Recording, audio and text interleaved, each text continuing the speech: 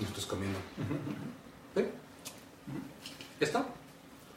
Okay, good afternoon everybody. Happy Saturday to you all and welcome to our MexLX Live News and Reviews Weekly News Wrap-Up Session. Colin Moores is on assignment. Today we have our special guest, El Chilangazo aquí, Miguel Aranda, political analyst, who's going to be helping me kind of pick apart the news and make sense of it all. Thanks very much, Miguel, for coming on the show. Thanks a lot for the invitation. Appreciate it. So, there's a lot to talk about this week. We've got a lot of points. We're going to be doing this, as usual, bilingually. We're going to kind of do each point in English and then in Spanish. So, bear with us there as we make our language switches. The advantage, of course, of being live is that you can send in your questions and send in your comments. So after we finish with our points, it's your show, and we'll be answering what you have. You have to bring to the table your questions, your concerns, things you would like more clarification or discussion about. So please take advantage of that. We're here waiting for your questions and for your comments. So Miguel, I think the first topic that we absolutely have to discuss is AMLO's, Andrés Manuel López Obrador's dispute with the kind of the business elite of Mexico. Mm-hmm. Not all of business, as he made pains to point out, but a very select elite in the of Mexican business who are grouped together in the Consejo Mexicano de Negocios, mm-hmm. The Mexican Business Council. AMLO accused them on May 1st, on May Day, of having had a closed-door meeting with the PAN candidate Ricardo Anaya to try to kind of help Anaya in his plan, which we'll talk about later, to get the other candidates to drop out of the race and support him. So AMLO called them influence traffickers, and he said it wasn't all business people, but he pointed out some specific names, which we should talk about in a moment. Alberto Bayeres González, Germán Laremota de Velasco, Claudia X González, Alejandro Ramírez, Eduardo Tricio. Names that if you're in the Mexican kind of business environment, you'll be very familiar with. And said this is another example of the dirty war against him, which has been perpetrated in previous campaigns. In response, the CMN came out with kind of a full-page ad on Thursday saying, not this way. Así no. We favor a good dialogue, and we think this is calumnious, this is injurious, you're impugning our good name. And instead of backing off, AMLO kind of doubled down on that. Yeah. In his Tercer Grado appearance on Thursday night, he said, I want them to be transparent. I want them to come clean and tell the country how much money they're putting to oppose me in this election. Yeah. Be transparent. Tell everybody how much you're spending against me, as you've done in previous campaigns. So this has continued to go.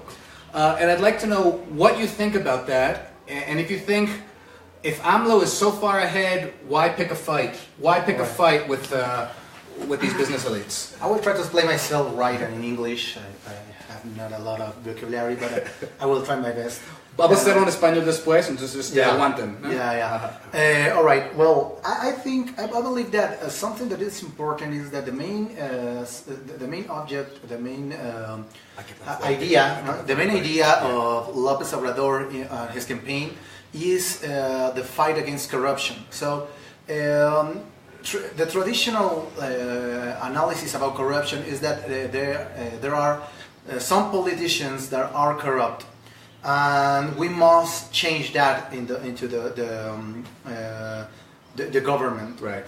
But what López Obrador says is, it is creating the idea, or is managing the idea that we all know, is that the corruption, it is not just in the government. The corruption is a group of people. I mean, it's the narco, it is some these owners of big businessmen.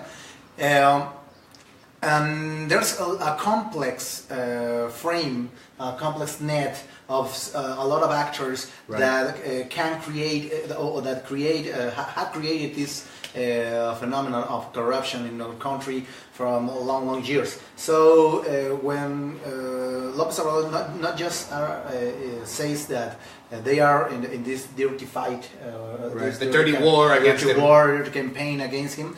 He says a lot more. He says that they are part of the disgrace of our country. They are part of the mafia. The power mafia. Exactly. That's something that's hard to hear, because there's not a lot of politicians who had the guts to say that kind of things. So it's very simplistic to say, oh, it's just a few bad politicians. Exactly. It's a whole network of politicians, corporate people, and narco traffickers, drug traffickers. Yeah, the drug cartels. López Obrador fights the idea of the corruption as a cultural thing in people, but he's stating that it is a cultural thing on all the different instances of the power. Right. I mean, but it's not media, something that the average Mexican. Exactly. It's the media, the corporations, the government, all of them has this power, and they have this frame or this network of business, this network of dirty work. So López Obrador is. It is very awesome to hear some politician in this moment of the campaign. Right. I mean, there's 2 months for 2 months to go. Election.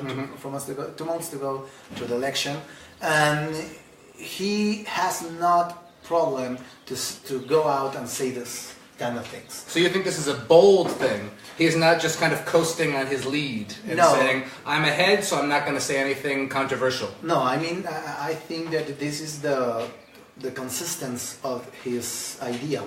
His ideal is no corruption. Yeah. He states that the fight against the corruption is the way to fight all the evil things that occurs in our country. So his fight against corruption couldn't be just against some bad politicians. Right. Couldn't be against just some bad apples. Yeah. He is against all this network. He's against all this corporative relationship between government, narco, the corporations, the business, the greatest business, the media, the major media. The major media. He is against all of that. Another example of this is how he is. All his team is working hard to develop his campaign far beyond the campaign. The media. But I see outside of the media. I mean, there's a lot of people who loves López Obrador on social network, right. And there's a lot of good work of his team in this, because he's trying to establish the idea we are not the same. We're not fighting. We're not working as all the other kind of politicians. He's trying to create not just an idea against corruption, against these main actors of our disgraced country. He is creating a campaign based on this, based in be close to the people, being close, not for the great corporate CEOs, being close to the people. And this fight against corporate mix, this fight against the Consejo Mexicano de Negocios, this fight Consejo Coordinador Empresarial, a bunch of these elite business associations kind of piled on afterwards. And the other thing is that he has not a fight. The fight is from them. Right. They are trying to fight against López Obrador. Let's give a few examples of this, because it's not like what AMLO is saying is coming out of nothing. Yeah. Just a couple of weeks ago, a group called Mexicanos Primero put a spot on paid for a spot on television saying that we need to keep the educational reform law, which AMLO wants to roll back. This was a clearly illegal a spot, in the sense that in Mexican electoral law, in campaign time, only political parties can get spots, and non-political parties cannot attempt to influence the election through spots on radio and television. The Electoral Tribunal has since pulled the ad, but I mean the ad was already on for quite a bit of time. Yeah. So that's one thing.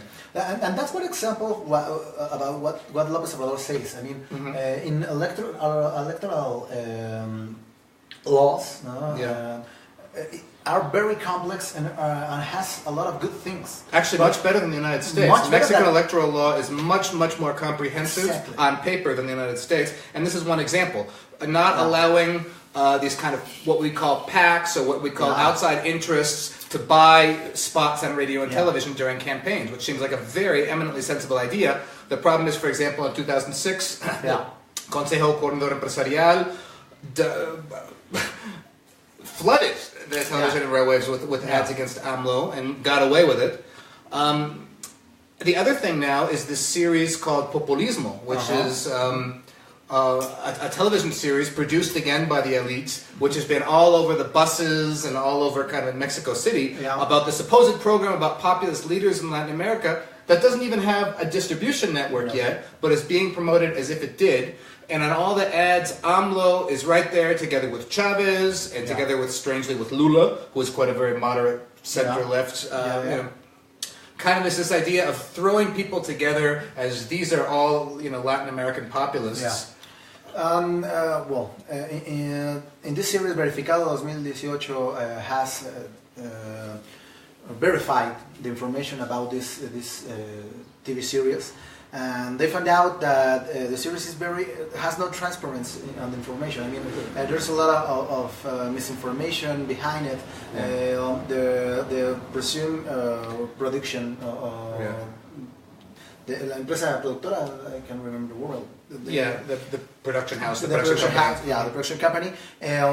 It is not quite. It has no information about them. There's no distribution. There's any channel. It's like the first example in history of a program that's being advertised without any distribution. Just before they have any contract with a channel or another kind of media. Not even on YouTube or another way. But there's and behind this. In the mainstream media had began the idea that López Obrador has banned this TV series, and López Obrador it's people about prohibition and censorship. Right. But that's not true. I mean, López Obrador, what he's saying is he can't ban anything. How can he can't ban something? Anything. He has not the power to do that. He is not against that. What he says is, who is behind this? How much money have they spent on this work? So it is not, again, the idea of López Obrador is about corruption. He is not against the idea of the descent of ideas. He is against the idea of who is paying for this kind. Who's your daddy? Who's your daddy? Exactly. Follow the money. I mean, behind this, there's a lot of money. There's a lot of great people with a lot of money, with a lot of power behind this dirty work. So he's right. I mean, he has shown that he's right. Well, there's certainly plenty of evidence to back it up. I just want to talk before we switch to Spanish about some of these illustrious business figures who he's been fingering with his, his accusations. These are not kind of some kind of shiny, happy people, are they? We're talking about, for example, Germán Larrea, who is the head of the mining group, Grupo México, the owner of Pasta de Conchos, the mining area where how many miners died? I can't remember. Years ago. Who was also under investigation for a huge environmental spill, the contamination of the Sonora River. He's involved in this. Claudia X Gonzalez, who's the head of Kimberly Clark in Mexico. Kimberly Clark is under investigation for anti-monopolistic for monopolistic practices, cornering the market, right? Switching between languages here. And it's funny that we don't even know who belongs to this CMN. They refuse to publish their list. They're not transparent of their membership. So as Julio Hernandez pointed out in Astillero the other day, they come out with a full-page ad on Thursday. It's about the equivalent of one of those narcomantas in the sense of it's anonymous. You don't know who's behind it. And this is kind of how the Mexican elite plays the game. No transparency, behind closed doors, shadowy. We're gonna produce a show here. We're gonna do this here, but you're never gonna know that it's us. And then they're insulted and they're offended. They're mortally offended when AMLO comes out and says, It was you guys. Just say it. It was you guys. You did it. And that's something that it's very similar what it is going on in the United States with this kind of with this new government on the United States, where powerful people says we are being discriminated. We're being discriminated against. Here right now, they say that they have been discriminated for López Obrador because he's talking about the poor and the rich guys, and that's dividing the country. I mean, the country is already divided in poor and rich people. Another example of how López Obrador has all his idea about the government and the fight against corruption it's right. Is when you say, for example, about you talk about Germán Larrea. Yeah. You're talking about the collusion between the government, the federal government, that's right, the local government of Padres, right, government from the PAN. From PAN, Partido Acción Nacional, and the federal government, right, also a government from PAN, and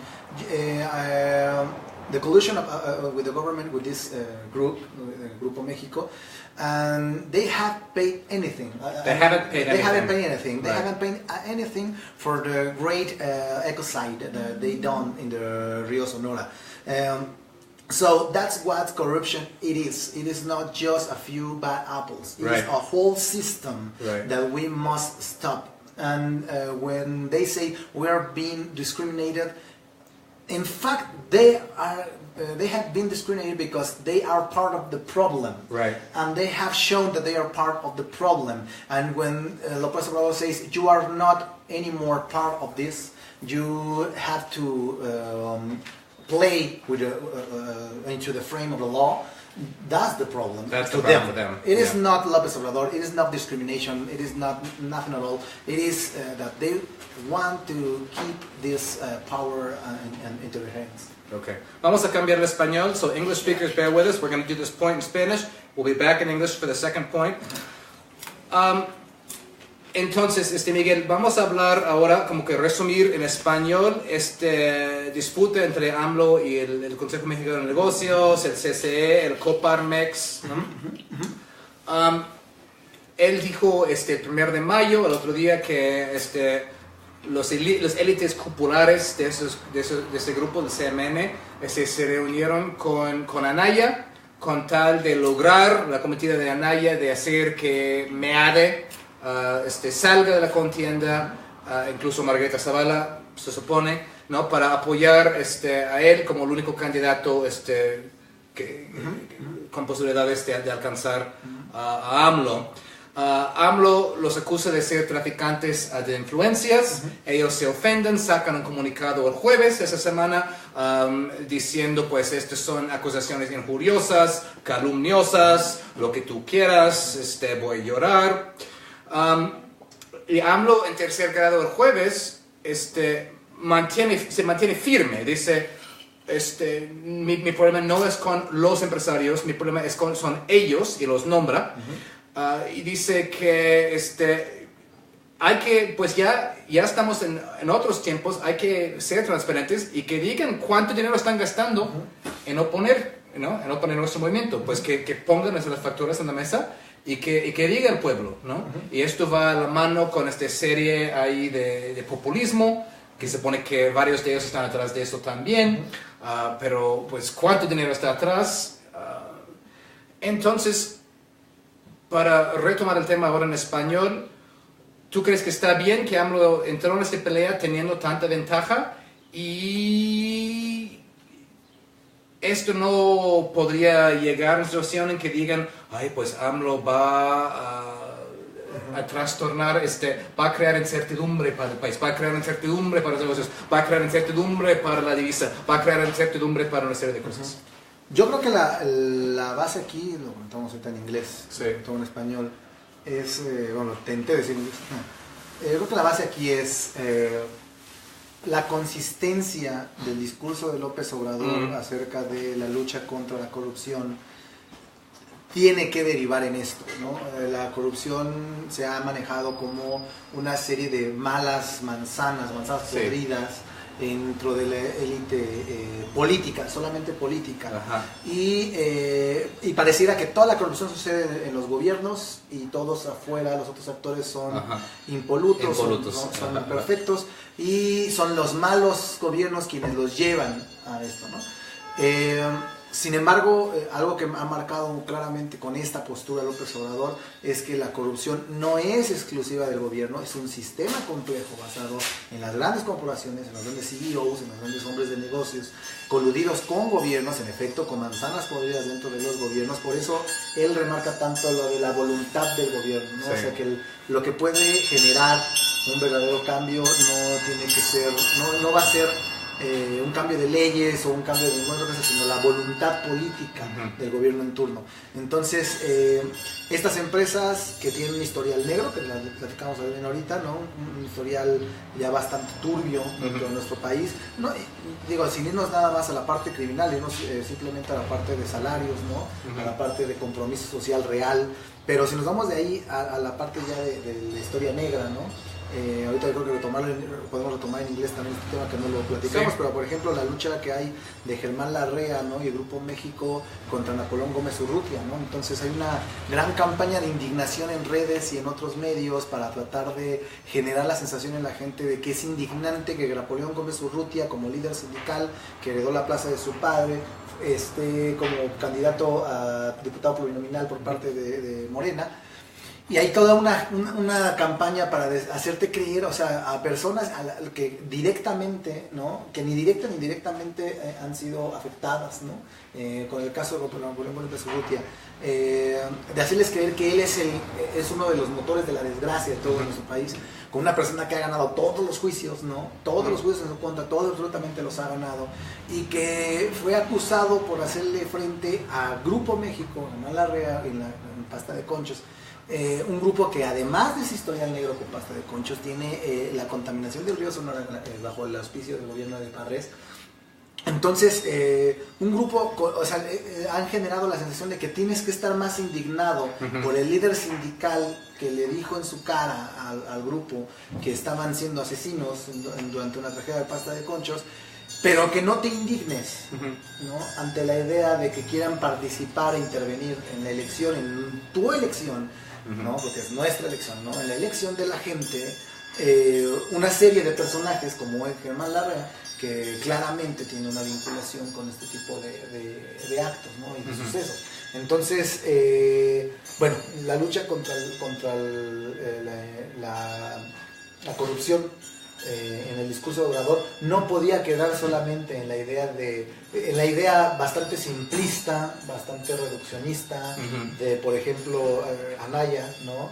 O de Margarita Zavala, de decir vamos a perseguir a Peña Nieto, vamos a perseguir a tales o cuales actores del gobierno. Pues ahora nadie quiere pasarle la mano. Que ahora, ¿no? Que ese es otro tema que vas a tocar después, sí. Pero que ahora quiere pasar la mano, pero esa versión simplista de vamos a perseguir a los que ya nos dimos cuenta que eran corruptos, cuando López Obrador dice, no, vamos a cambiar el sistema, vamos a evitar la corrupción de aquí para adelante y vamos a señalar quiénes son esos actores que están generando, ¿no? Y esos actores no están solo en el gobierno está rodeado de muchos poderes fácticos que le presionan también y que lo mantienen en esa circunstancia. Entonces, vale la pena pues afirmar, ¿no? Recalcar que la Asociación Latinoamérica de Micros, Pequeños y Medianos Empresarios, ¿no?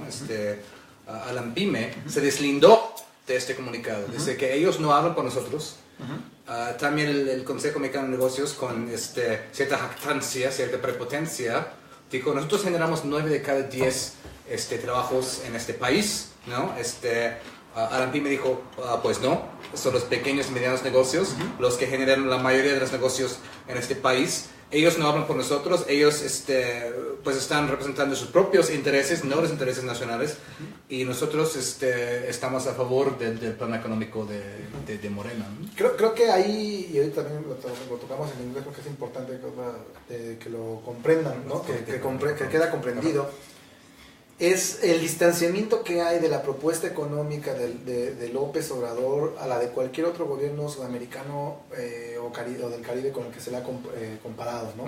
Justo en esto que tocas, ¿no? O sea, López Obrador a diferencia de los gobiernos venezolanos, del gobierno ecuatoriano, de muchos otros gobiernos de Sudamérica, del Mercosur. Digo, sin criticar esos gobiernos, ¿no? Sino más bien porque se le ha comparado constantemente a López Obrador con ellos. La política económica que maneja López Obrador no tiene nada que ver ni con expropiaciones, no tiene nada que ver ni con el control real. Tristemente, en el ¿no? caso de Pemex. Sí, no puede ser, pero ni es la expropiación de nada, ni es el control del mercado, ¿no? como un todo.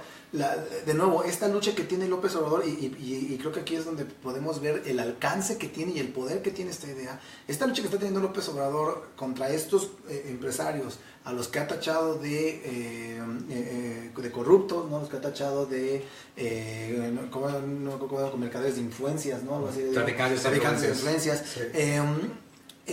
La lucha para frenar la corrupción en este nivel corporativo, dentro de la lógica de López Obrador, es lo que va a generar el motor del cambio económico. No es te voy a cerrar las puertas, te voy a expropiar, no, es acabemos con la corrupción, ¿no? Acabemos con los contratos malversados, acabemos con todos estos tráfico de influencias que existen en la relación grandes hombres de negocios y gobierno.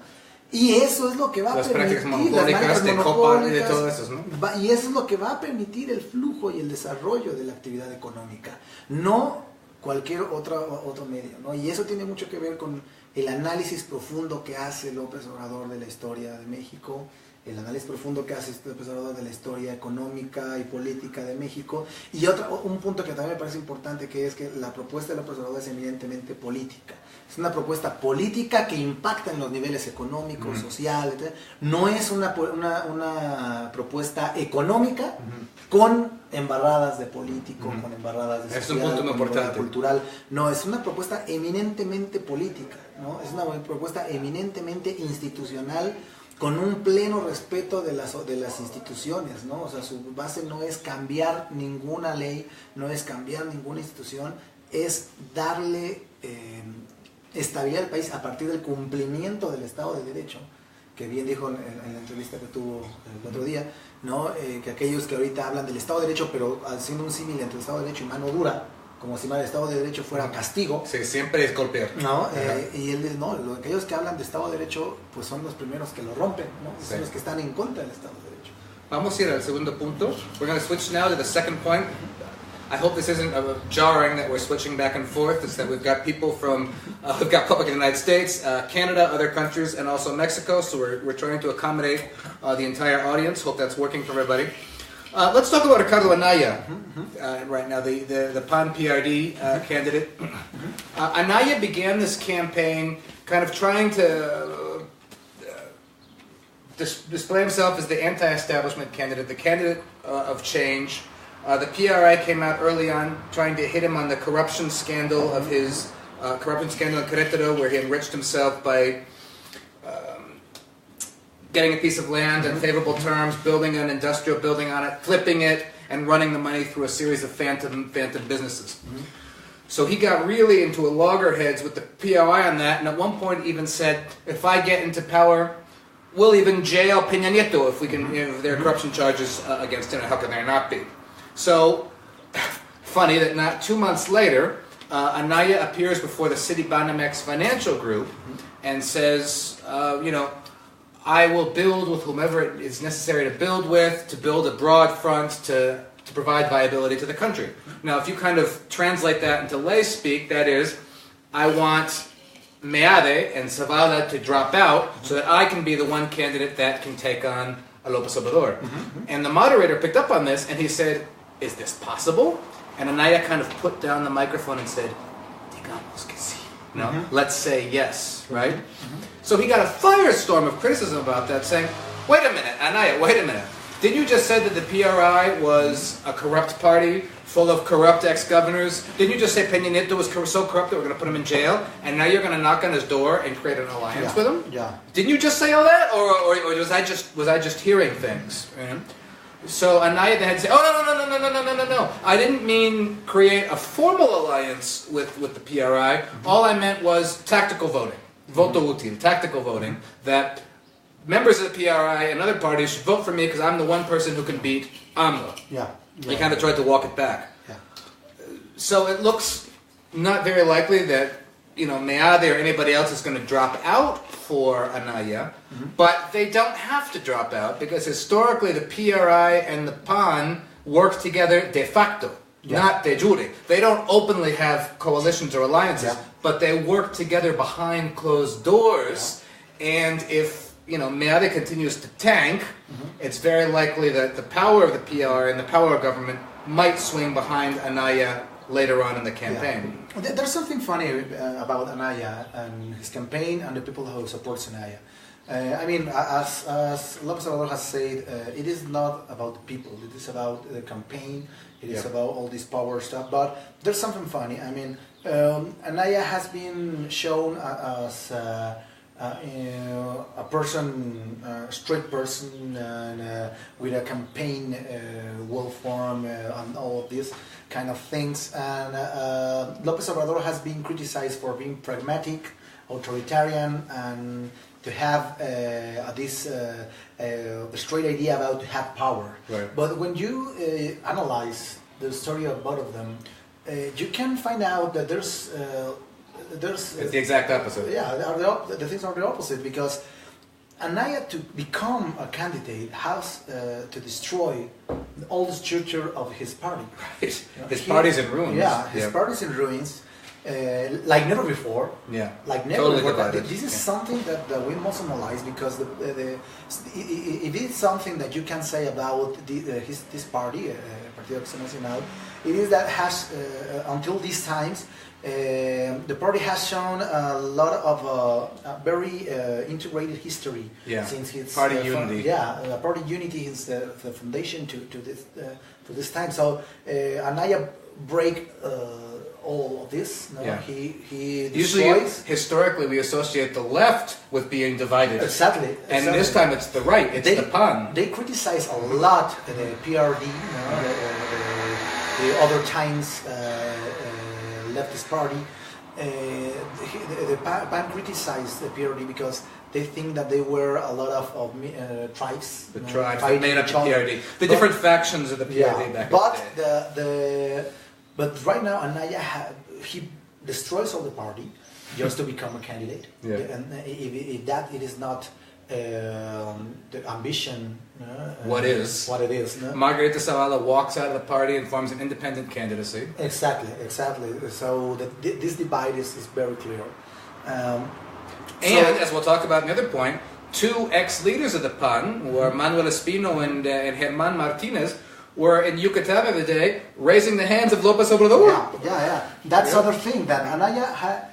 Other thing that criticizes a lot of people about López Obrador is that right now he is very pragmatic, taking all these other kind of politicians from other parties.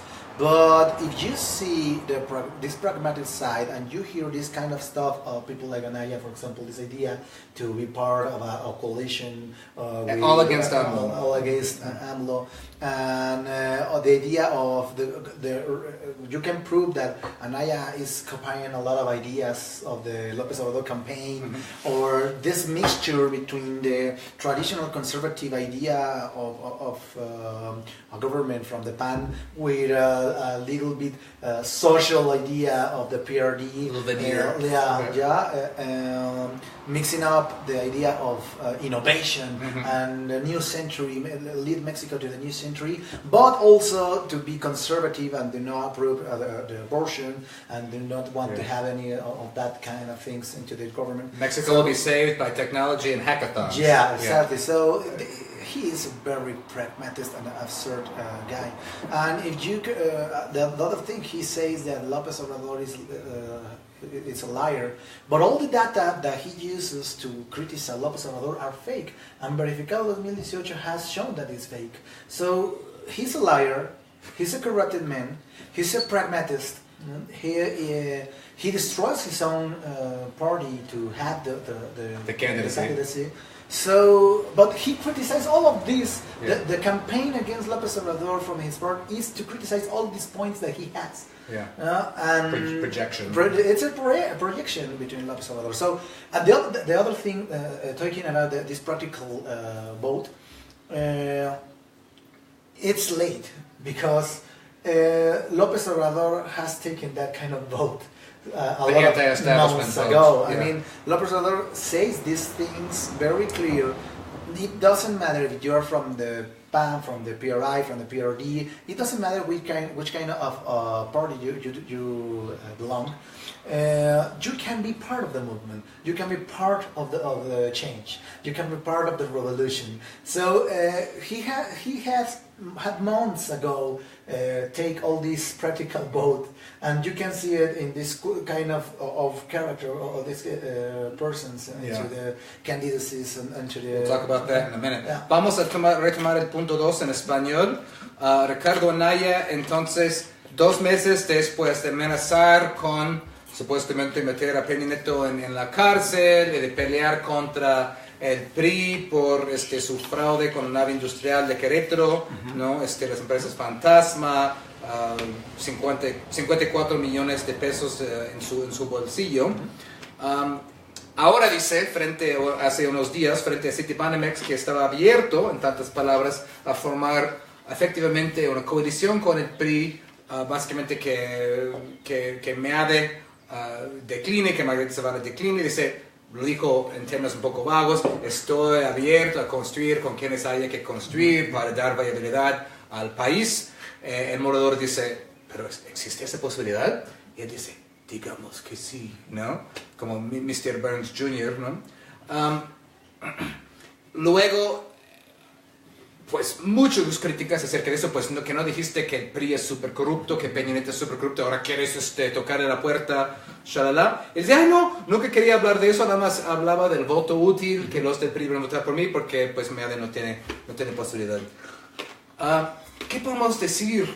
¿Qué puedo decir de un candidato que en su hiperpragmatismo ahora quiere formar como un todo contra AMLO con sus mismos enemigos de hace poco tiempo?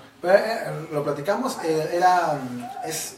todo esto que critica Anaya acerca de la campaña de Obrador es muy claro, ¿no? Que es una proyección de su propia campaña. Es decir, Anaya ha sido una persona que critica a López Obrador por ser un ambicioso del poder, cuando él destruyó todo su partido lo destruyó para poder generar, ¿no? Para poder convertirse en el candidato, ¿no? Es decir, no fue López Obrador lo que se salió de su partido y fundó todo un movimiento y un partido para poder lograrlo. Anaya lo que hizo fue destruir toda la base de su partido, ¿no? Romper con todos al interior del partido, expulsar a todo aquel que no le pareciera, y para él ser el candidato del PAN.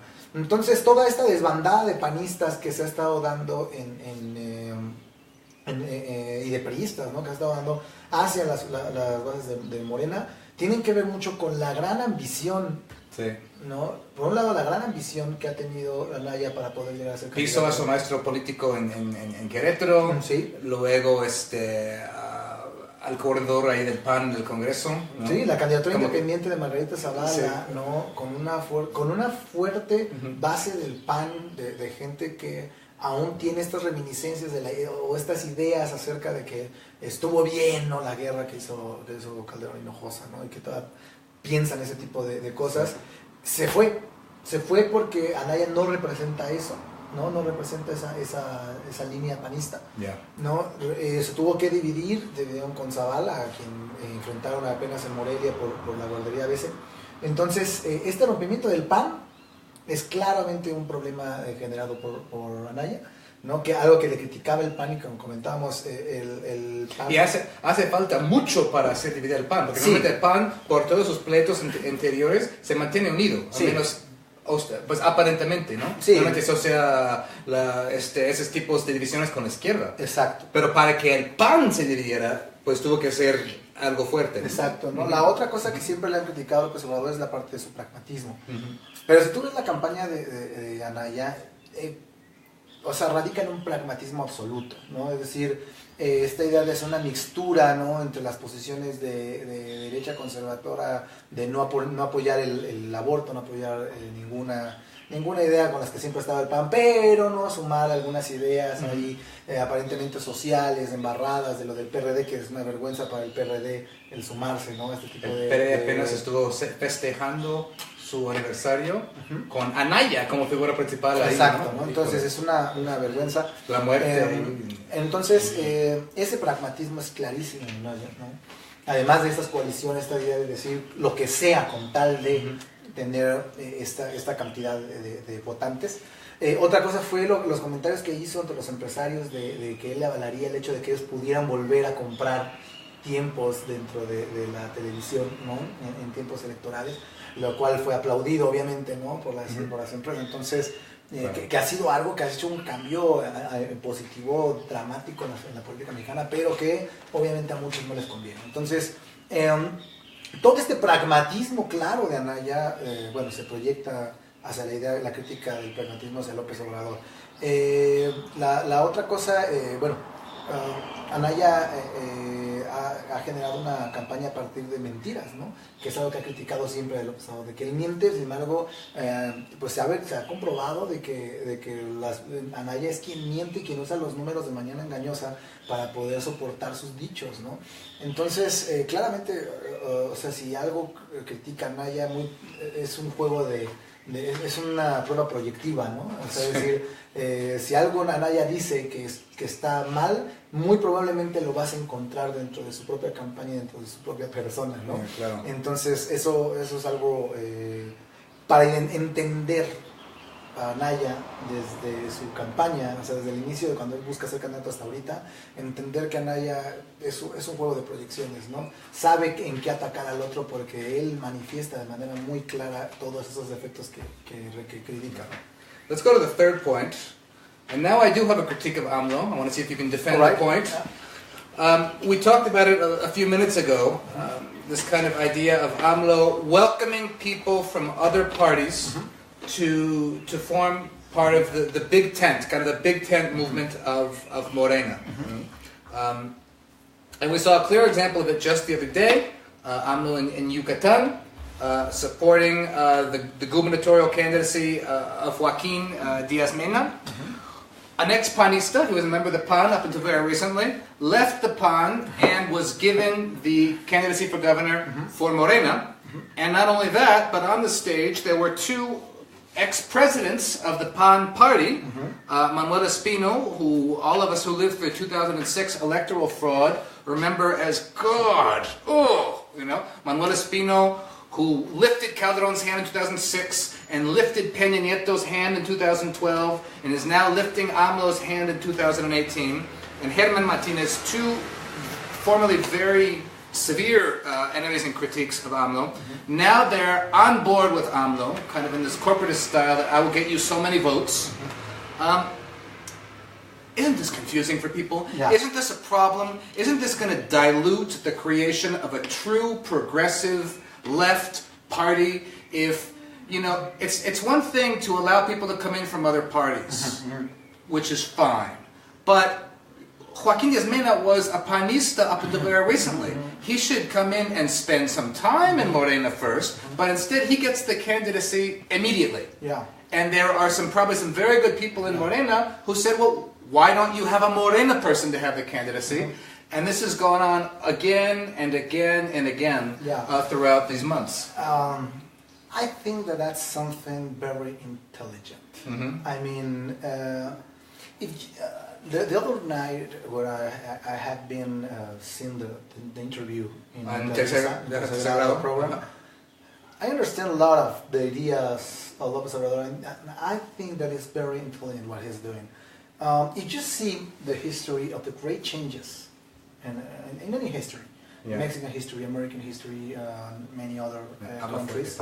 If you see the history, for example, of the Civil War in the United States, and if you see the winner team, it's a mixture of ideas. It is not a purely, for example, purely liberal group for example, from liberals. It is not something that purely leftist group of persons. I mean, if you see the history, you have a mixture of persons with different kind of ideas building a transformation, because something that López Obrador has said is this is a moment of transformation. This is a moment, it's an historical moment, the fourth great revolution, in Mexico, transformation without violence.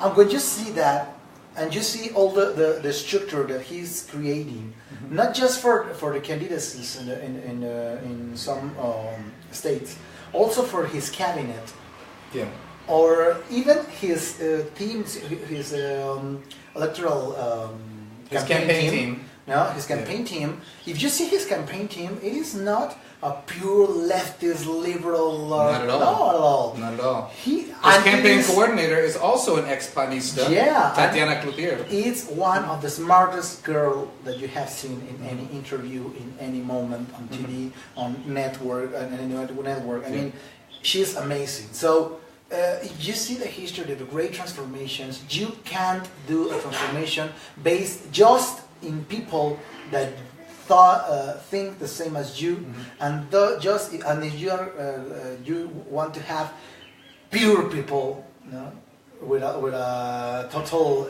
perfect story, you can't have anything. I mean, if you want to have a perfect team, you will have just you and your ideas. But I think that this very interesting way to build its system from López Obrador. But do you really think that people like Manuel Espino or Germán Martínez really want to help create the fourth transformation of Mexico, or they're simply there for their own interests and their own convenience? I think that every politician on any campaign, not just in López Obrador team, in Acción Nacional team, in PRI team, in any party, all of them are there for their personal interest. and that's something that we must understand. All the people in all the kind of candidacies and all the kind of movements are there for their own personal interest. But the difference is, can you build a project where all these personal interests can have a part, can have some space, but also followed with the original objective of the movement? That is a great question. It is a question that has been made for a lot of even philosophers. For example, Slavoj Žižek asks about what happened. He always talks about V for Vendetta movie and the final of V for Vendetta, and he always says that he is prepared to sell their mother just to find out what happens the next day, the day after this revolution, for V for Vendetta 2. And I think that in this moment, when you see the project of López Obrador, you can see a little bit of what it seems the V for Vendetta 2. You can have these anarchists blowing buildings for all the country, and you can have a party full of them. You must have a party full of different kind of persons with different kind of powers, having the power to connect with the project in some level.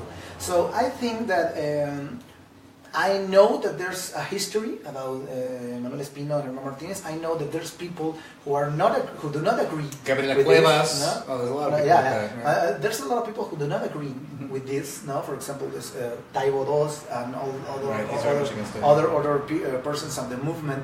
But that's the right thing. I mean, the right thing is that you have for one part of the movement Manuel Espino and Martínez, but the other side you have Napoleón Gómez Urrutia, and you have Néstor Salgado, and you have Noroña. You have Noroña, and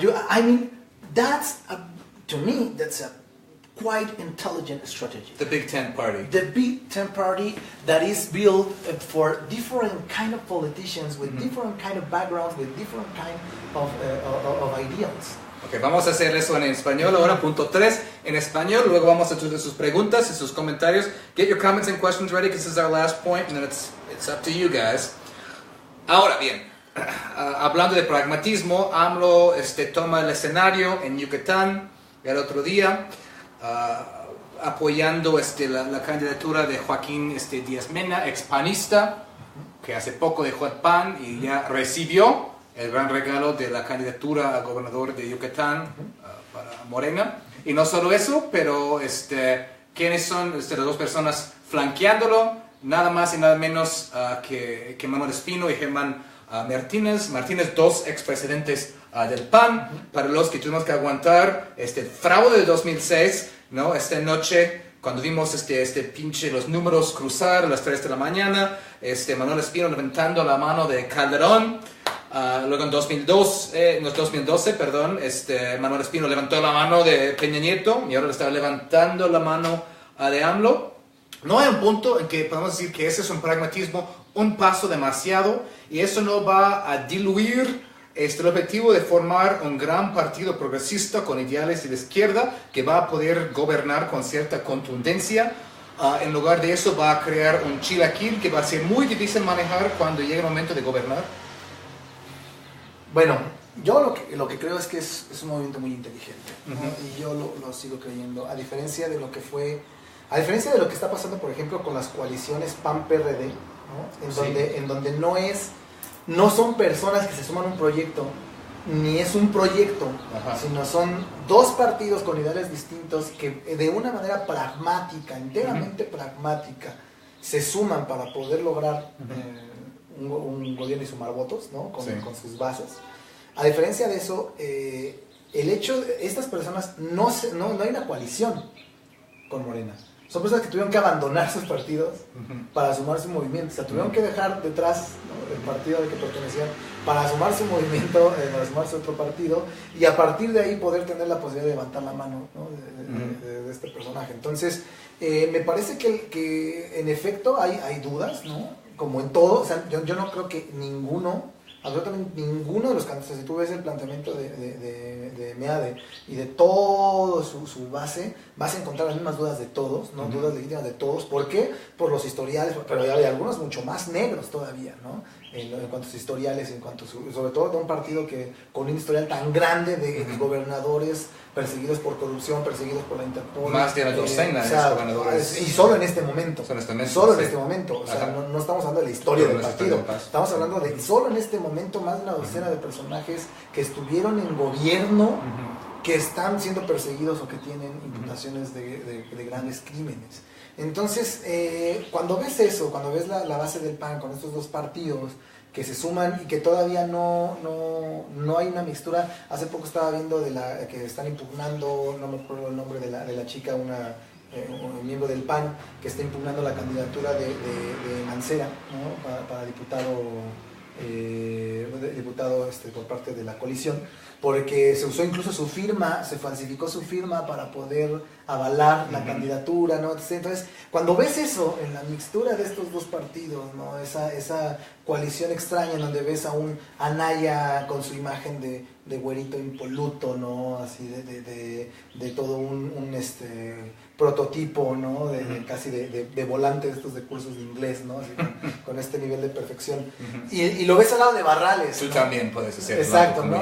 Y lo ves al lado de Barrales, ¿no?, esta lideresa, ¿no?, con toda esta imagen barrial y demás. Y si vieras por lo menos una organización, como una mixtura bien hecha, ¿no?, una coalición sólida en esto, que pudiera considerarse como una verdadera combinación de ideales, pero lo que ves es simplemente dos partidos que están luchando por no quedar atrás, ¿no?, principalmente el PRD, porque no de pasar lo que se espera que pase en estas elecciones, el PRD realmente perdería prácticamente todo lo que había logrado por unas pésimas decisiones políticas, ¿no?, vaticinadas, por cierto, por López Obrador desde su combate contra el grupo de los chuchos al interior del PRD. O sea, ya vaticinaba eso, ya sabía que es otra más de las cosas que dijo que iban a pasar, ¿qué pasaron? ¿Qué pasó? ¿No?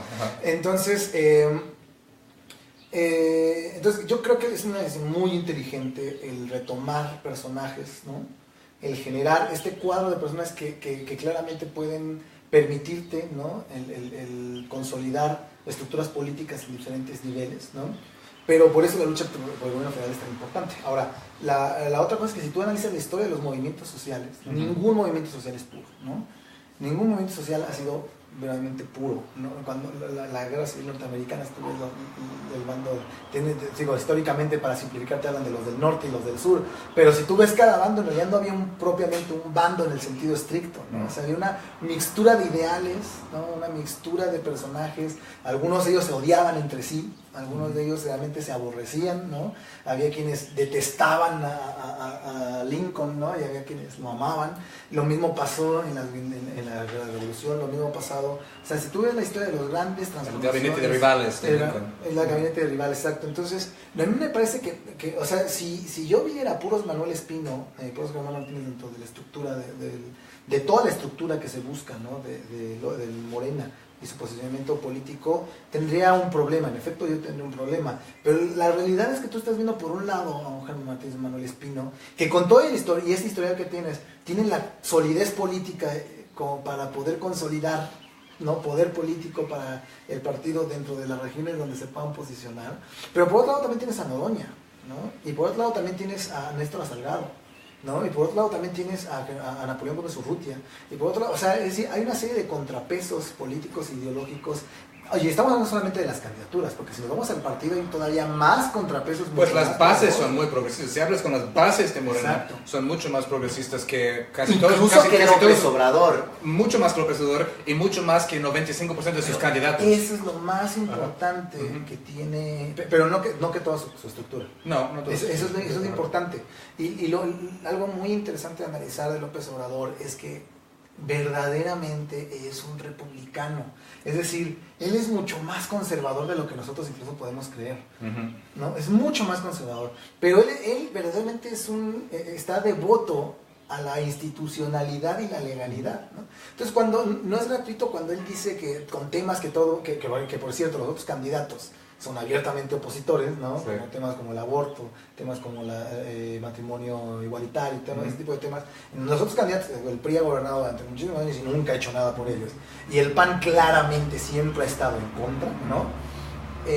Cuando López Obrador abre las puertas y dice, hablemoslo, ¿no? O sea, para él, muchos criticaron, incluso vieron artistas, ¿no? Estos que salieron con Twitter de cómo es posible, pero la realidad es que esa es una postura eminentemente republicana, ¿no? O sea, él no está diciendo... Habla de un proceso republicano de hacer gobierno en lugar de un tema en particular. Y eso incluso lo distingue de muchos de los gobiernos del Mercosur. Por ejemplo, el gobierno de Correa en Ecuador, que tiene esos problemas entre Lenín Moreno y Rafael Correa y demás. Sí. Pero Correa era sumamente conservador. Virulentamente conservador. O sea, él incluso decía... Amenazó con renunciar. Si pasaba una ley para eso, él renunciaba o incluso era capaz de banearla, ¿no? Entonces, cuando tienes eso, ¿no? Porque el socialismo latinoamericano tiene muchas raíces católicas, ¿no? Muchas raíces religiosas, pero cuando tú ves esto, López Obrador sí es un republicano.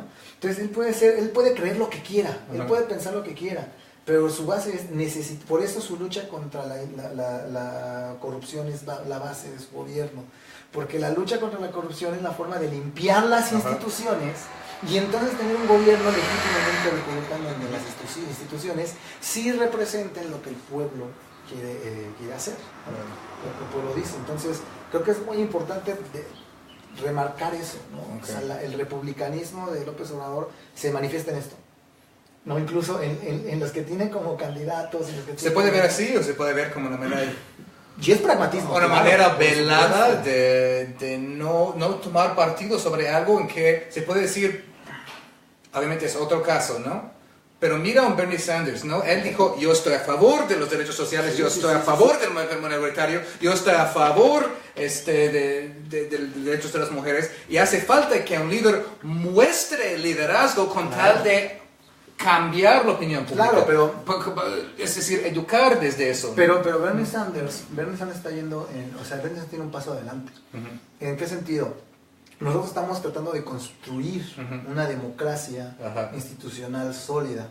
Bernie Sanders está partiendo de una institucionalidad con su poder, con cierto poder, ¿no? Con cierto poder, que ya ha demostrado, ¿no? los grandes vicios que hay desde la parte de los partidos, después con la parte electoral, o sea, todo esto.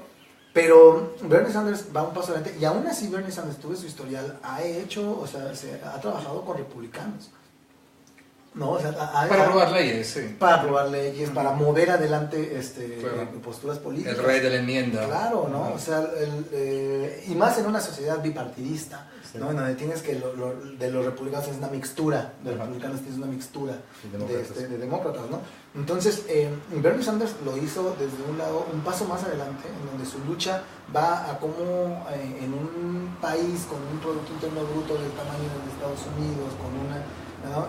Puede generar esta idea de social welfare, ¿no? Para poder beneficiar a la mayor cantidad de población. Pero aquí estamos un paso atrás todavía, ¿no? Y lo que López Obrador está planteando es justamente dar el paso desde ahí, ¿no? Desde ahí, desde decir, como bien lo comentaste, o sea, México tiene muchas leyes de avanzada, no solo la electoral, hay muchas otras. La Constitución. Hay muchas otras que son muy adelantadas incluso a países del primer mundo.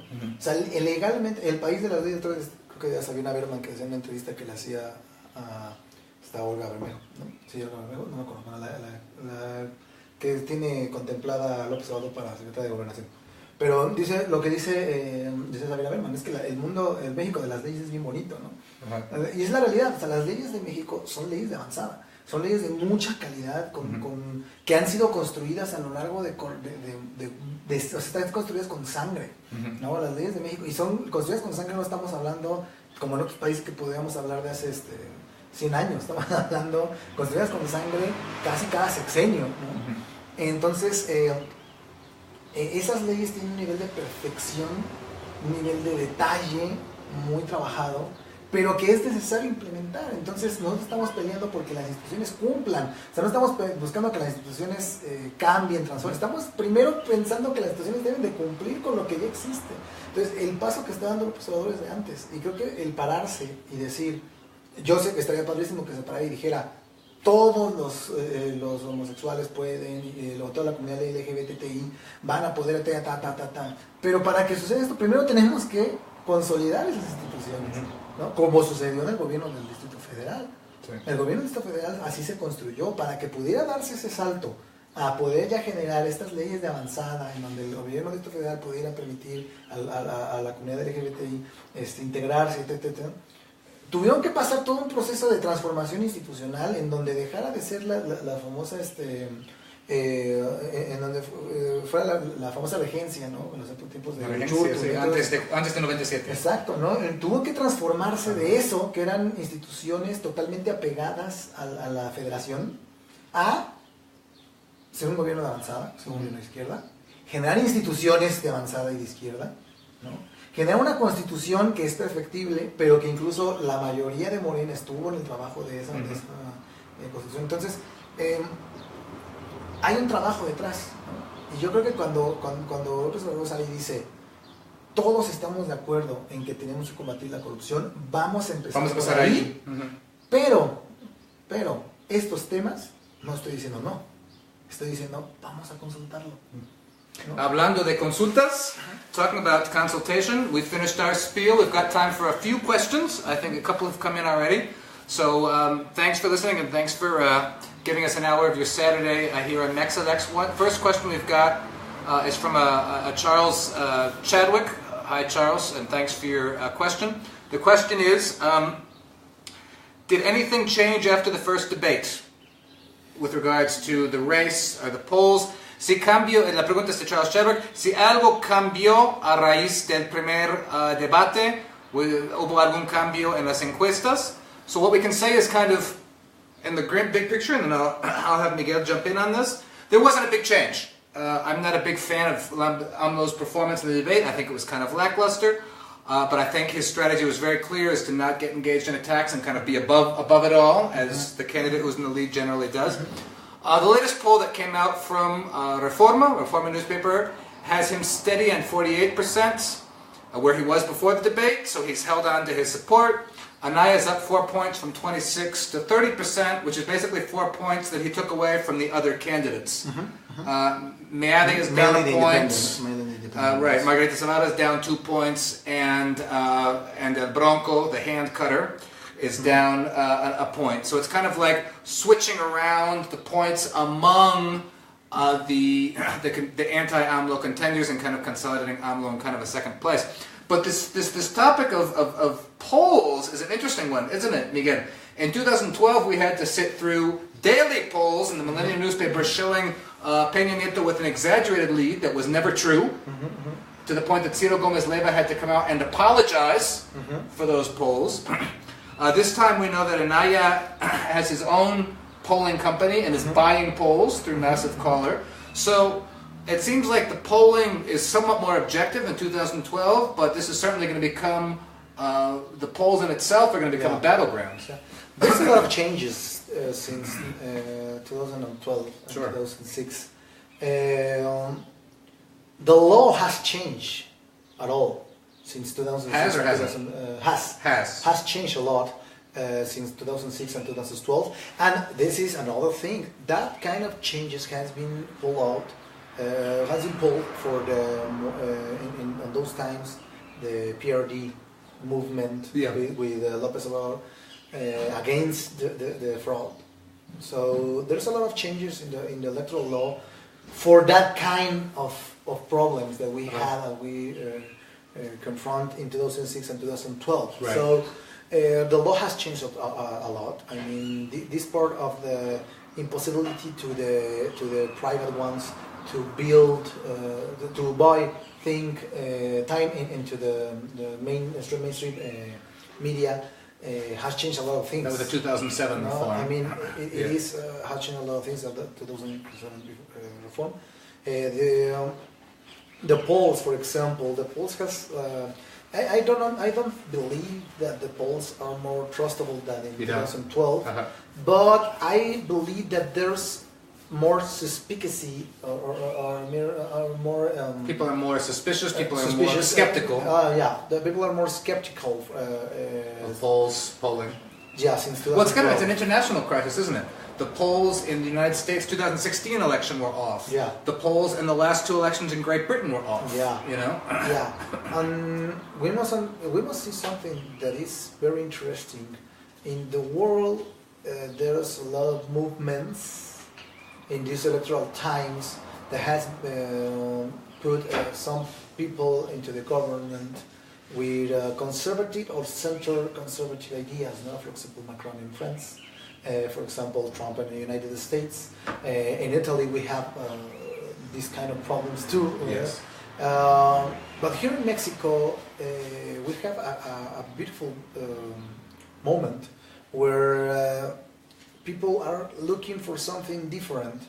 And our society has shown a very open mind to analyze in a very critical way a lot of things that we haven't done before, and that's because there's a lot of things that a pesar de no recuerdo la palabra, despite all the violence, despite all the problems, the Mexican society has the interest to look for something different, to look for, and I'm not talking just for López Obrador, I'm talking about everything. The people is not anymore so naive, is not anymore so conformist. I don't believe that in many times we as a culture have been conformist, but we have been conformist for the pressure of the circumstances. Right now, the people is over these kind of problems. So I think that has been shown in these kind of polls where all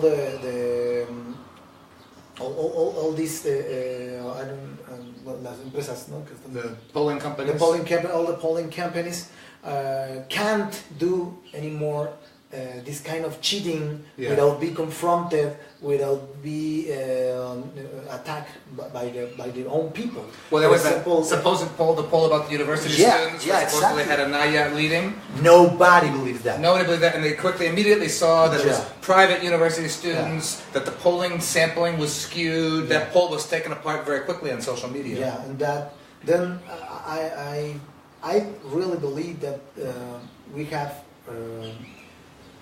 haven't been forward all these kind of problems since 2012.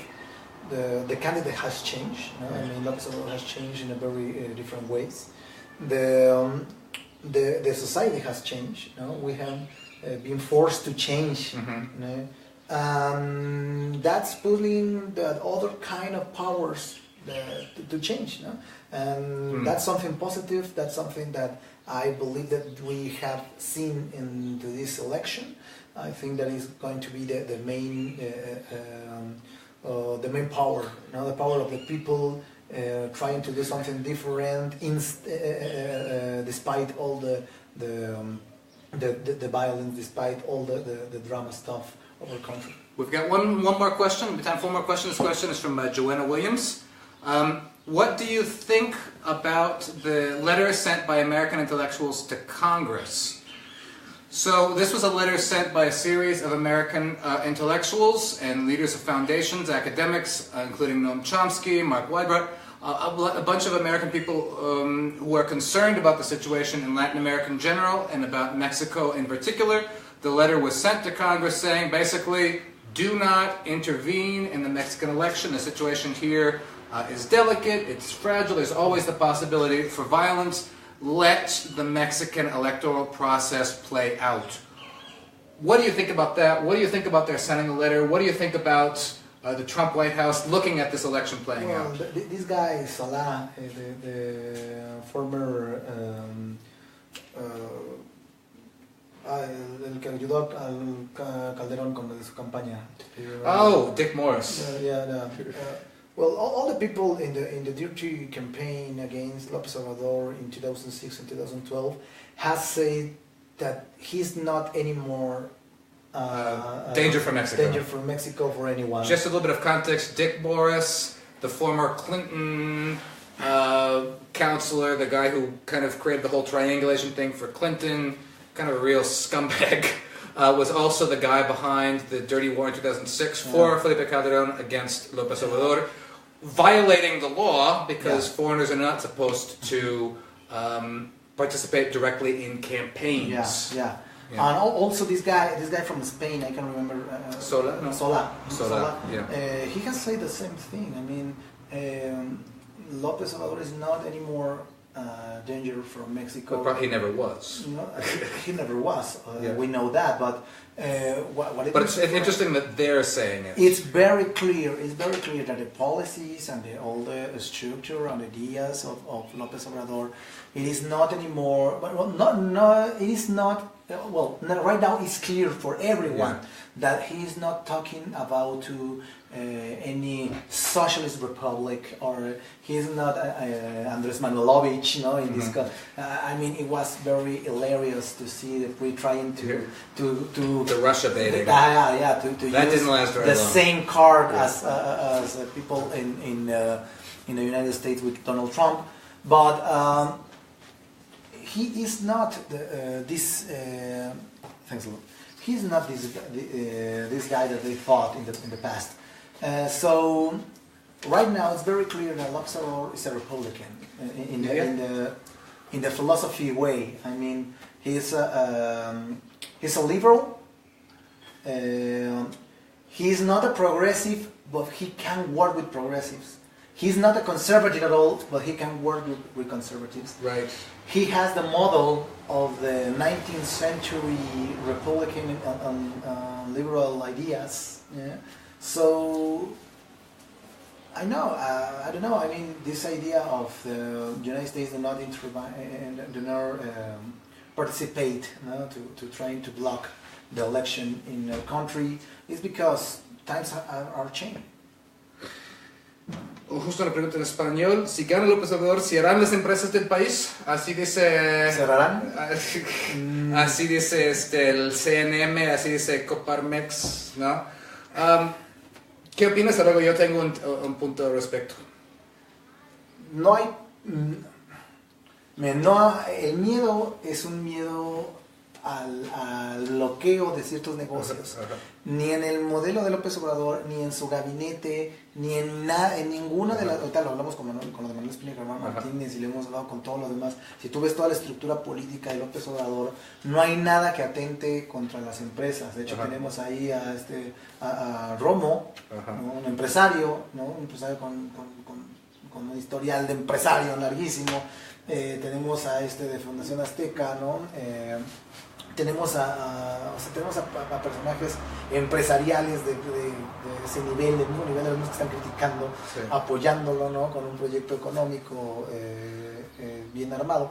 Entonces no hay ningún miedo. Como lo mismo que se comenta, creo que se ha generado la idea de que si tú atacas una cosa, de todo se desmorona, ¿no? Por ejemplo, lo que ha pasado con el aeropuerto, ¿no? O sea, que se ha querido decir que si el aeropuerto cierra, es como si, o sea, México verdaderamente cayera en un retroceso y todo se frenara, cosa que no es cierto, ¿no? Y creo que el otro punto que yo quería agregar a eso es que estas asociaciones cupulares, con su prepotencia, quieren hablar por todas las empresas del país. Y por toda la gente, ¿no? Este CNM representa menos de 1%, hablamos de un 0.5% de las empresas de ese país, que son las grandes empresas que están coludidos con el gobierno y que hacen jugosos negocios al amparo del poder público. Y que, ¿no?, el mismo López Obrador ha dicho, yo no tengo problemas con todos ellos, yo no tengo problemas con los empresarios. Y él, lo más importante es que ha dicho nombres claros de quiénes. Sí, y no los ha dicho, por decirlo, los ha dicho porque hay las evidencias históricas incluso de que han participado en esto. Y no los ha censurado.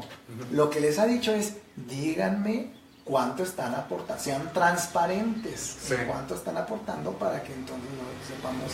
Entonces las empresas no van a cerrar con López Obrador. Y otra cosa como es no cerraron en el Distrito Federal cuando él fue presidente. Claro.